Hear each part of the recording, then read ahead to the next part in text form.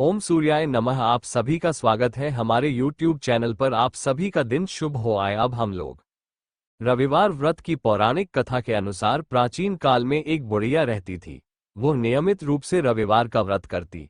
रविवार के दिन सूर्योदय से पहले उठकर बुढ़िया स्नानादि से निवृत्त होकर आंगन को गोबर से लीपकर स्वच्छ करती। उसके बाद सूर्य भगवान की पूजा करते हुए रविवार व्रत कथा सुनकर सूर्य भगवान का भोग लगाकर दिन में एक समय भोजन करती। सूर्य भगवान की अनुकंपा से बुढ़िया को किसी प्रकार की चिंता एवं कष्ट नहीं था। धीरे धीरे उसका घर धन धान्य से भर रहा था।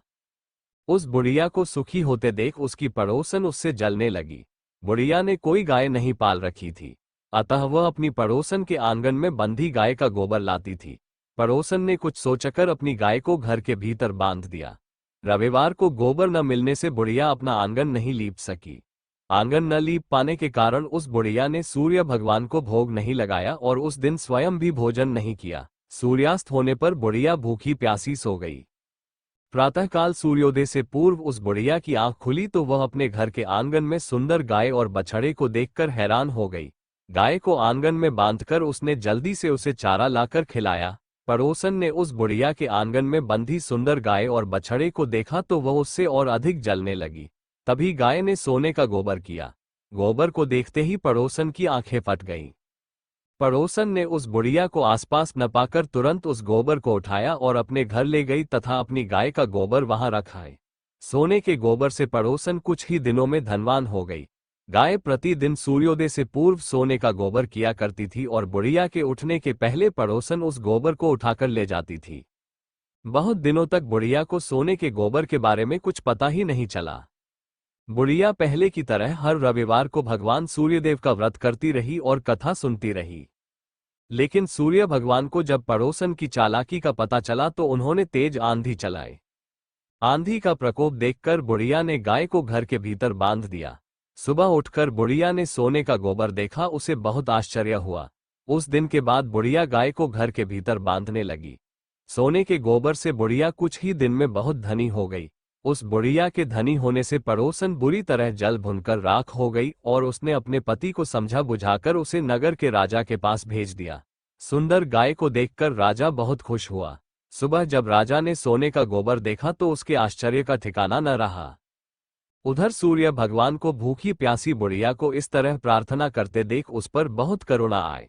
उसी रात सूर्य भगवान ने राजा को स्वप्न में कहा, राजन, बुढ़िया की गाय व बछड़ा तुरंत लौटा दो, नहीं तो तुम पर विपत्तियों का पहाड़ टूट पड़ेगा, तुम्हारा महल नष्ट हो जाएगा। सूर्य भगवान के स्वप्न से बुरी तरह भयभीत राजा ने प्रातः उठते ही गाय और बछड़ा बुढ़िया को लौटा दिया। राजा ने बहुत सा धन देकर बुढ़िया से अपनी गलती के लिए क्षमा मांगी। राजा ने पड़ोसन और उसके पति को उनकी इस दुष्टता के लिए दंड दिया। फिर राजा ने पूरे राज्य में घोषणा कराई कि सभी स्त्री पुरुष रविवार का व्रत किया करें। रविवार का व्रत करने से सभी लोगों के घर धन धान्य से भर गए। राजतय में चारों ओर खुशहाली छा गई। स्त्री पुरुष सुखी जीवन यापन करने लगे तथा सभी प्रिय भक्त जनों, आइए अब हम लोग सूर्य भगवान के 7वें घोड़े की कहानी को सुनते हैं। ये कहानी एक राजा और रानी की है। एक राजा था और उसके एक रानी भी थी। उसके पास धन दौलत, सिपाही, घोड़े, दास दासियां, यहाँ तक सब कुछ था। सिर्फ उन्हें एक संतान नहीं थी। इसी कारण राजा रानी बहुत दुखी रहते थे। संतान प्राप्ति के लिए उन्होंने हर तरह का दान धर्म, धार्मिक अनुष्ठान, जप, मंत्र, व्रत, पूजा पाठ की, लेकिन कोई फायदा नहीं हुआ। अब राजा रानी दोनों ही बुढ़ापे की ओर बढ़ने लगे। दोनों बहुत सोच में पड़ गए कि अब हमारे इतने बड़े राज्य का क्या होगा। कौन बनेगा इस राज्य का उत्तराधिकारी? इस राज्य का वारिस कौन होगा? प्रजा की जिम्मेदारियां। राजा रानी दिन रात इसी चिंता में घुलने लगे। उन्हें खाने पीने की भी सुध नहीं रहती। तो एक सुबह होता है कि राजा के दरबार में एक साधु आता है।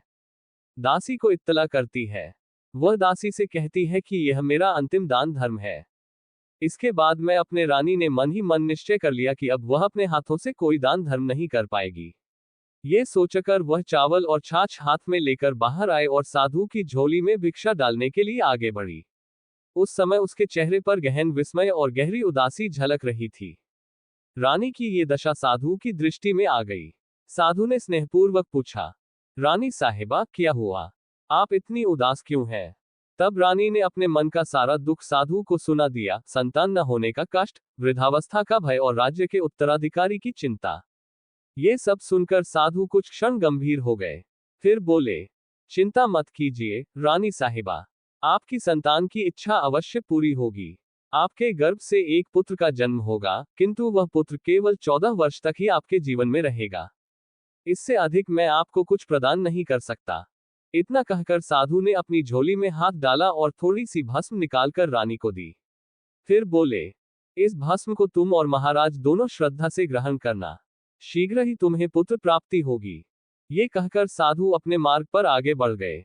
साधु के चले जाने के बाद रानी सोचने लगी, 14 वर्ष ही सही, उतने समय के लिए भी यदि पुत्र सुख मिल जाए तो वही बहुत है। उन वर्षों में मैं अपने पुत्र को प्राणों से भी अधिक प्रेम दूंगी, भरपूर लाड़ प्यार करूंगी और अपनी संतान की मुराद पूरी कर लूंगी। उसी रात राजा अपने समस्त राजकार्य पूर्ण करके रानी के महल में आए। रानी ने साधु से हुई पूरी बातचीत उन्हें विस्तार से सुनाई और भस्म दिखाते हुए बोली, साधु महाराज ने हम दोनों को इसे ग्रहण करने को कहा है। राजा ने कहा, इतना दान धर्म किया किंतु आज तक कोई फल नहीं मिला।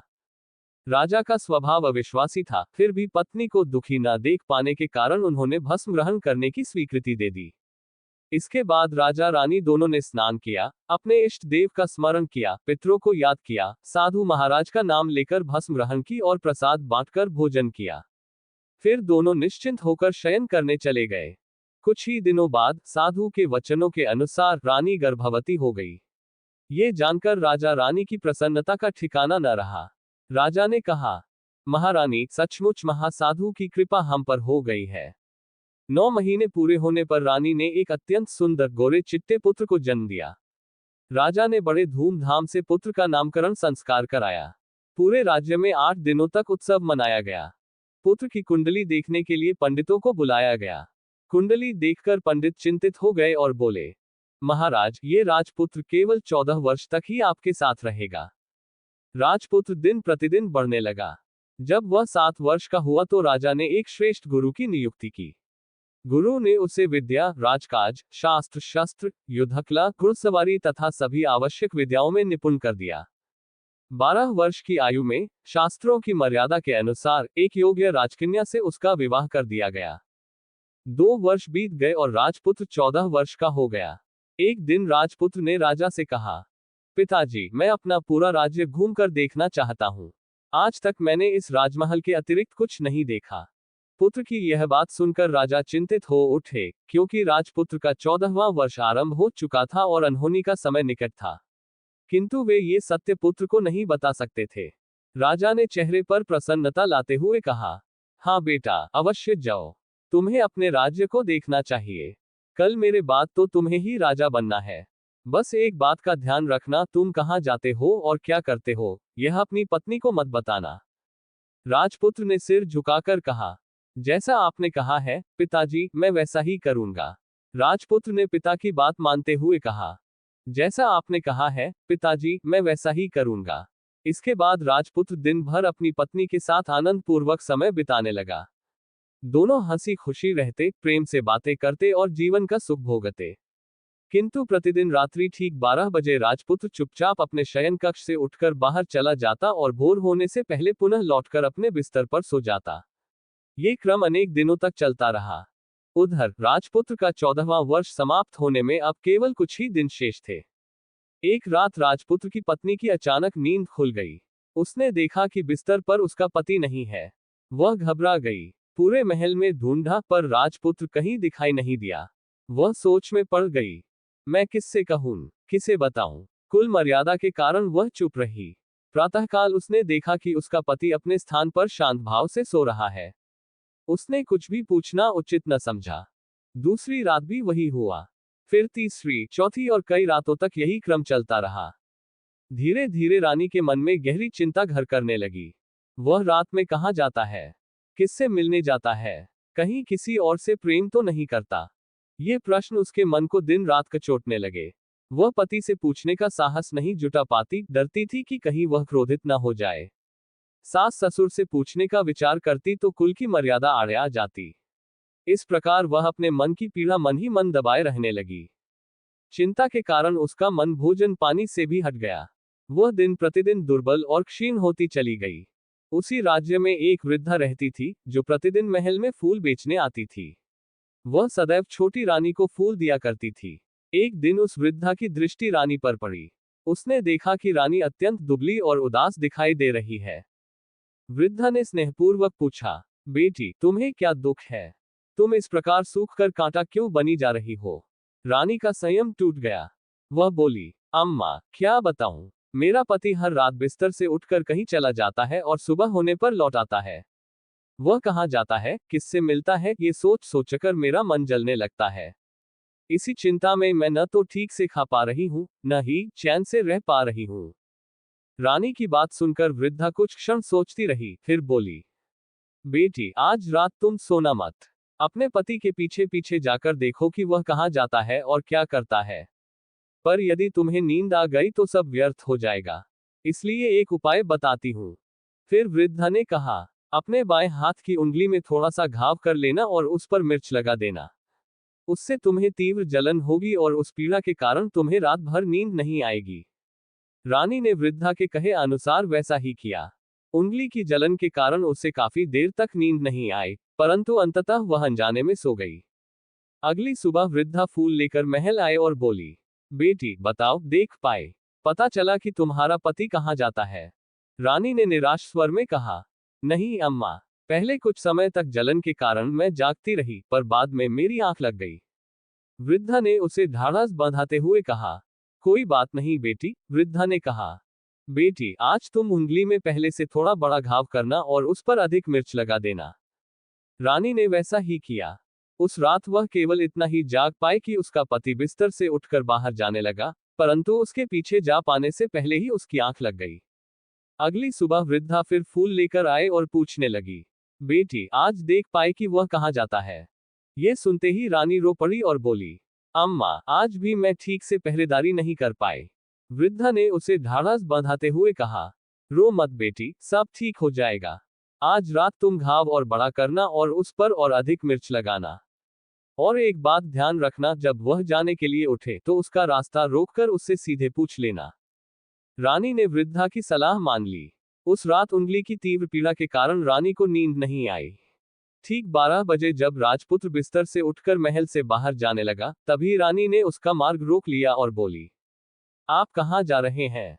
किससे मिलने जा रहे हैं? मुझे सब सच सच बताइए। राजपुत्र ने उसे समझाने का प्रयास किया और बोला, यदि यह बात मैंने तुम्हें बता दी तो फिर मैं तुम्हें कभी नहीं मिल पाऊंगा। रानी ने दृढ़ स्वर में कहा, न मिल पाऊं तो भी चलेगा, परंतु अब ये जानना मेरे लिए आवश्यक है कि आप रात के समय कहाँ जाते हैं। रानी की जिद के आगे राजपुत्र विवश हो गया।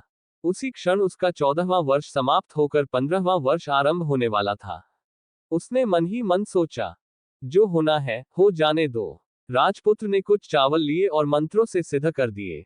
फिर पत्नी को देते हुए बोला, इन चावलों को दोनों हाथों की मुट्ठी में पकड़ लो। पहले दाएं हाथ के चावल मेरे ऊपर फेंकना, तब तुम्हें पता चल जाएगा कि मैं वास्तव में कौन हूं। फिर बाएं हाथ के चावल मेरे ऊपर फेंकना, तब मैं फिर से अपने पूर्व रूप में लौट आऊंगा। परंतु यदि तुम बाएं हाथ के चावल फेंकना भूल गई तो फिर मैं तुम्हें कभी नहीं मिल पाऊंगा। रानी ने आत्मविश्वास से कहा, मैं नहीं भूलूंगी। ये कहकर उसने दाएं हाथ में पकड़े चावल अपने पति के ऊपर फेंक दिए। उसी क्षण राजपुत्र एक विशाल दिव्य घोड़े में परिवर्तित हो गया। वह अत्यंत सुंदर, उज्ज्वल श्वेत रंग का था, जिसकी गर्दन पर लंबी लंबी लहराती हुई बालाएं थीं। देखते ही देखते वह तीव्र वेग से दौड़ने लगा। रानी उस अद्भुत दृश्य को देखकर स्तब्ध रह गई। इसी विस्मय में वह ये भूल गई कि उसे बाएं हाथ के चावल भी फेंकने थे। उसकी आंखों के सामने ही वह घोड़ा महल से बाहर निकल गया और फिर कभी लौटकर नहीं आया। अब रानी को गहरा पश्चाताप हुआ।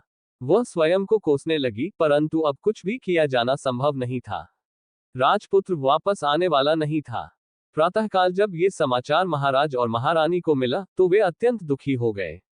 शोक में डूबकर दोनों शैया से लग गए और दिन रात इसी आशा में रहते कि कभी न कभी उनका पुत्र लौट आएगा। 1 महीना बीत गया, फिर 2, 3, 4 और 6 महीने भी बीत गए, परंतु राजपुत्र का कहीं कोई पता नहीं चला। प्रधान ने अनेक सिपाहियों को उसे खोजने के लिए भेजा, किंतु सभी प्रयास निष्फल रहे।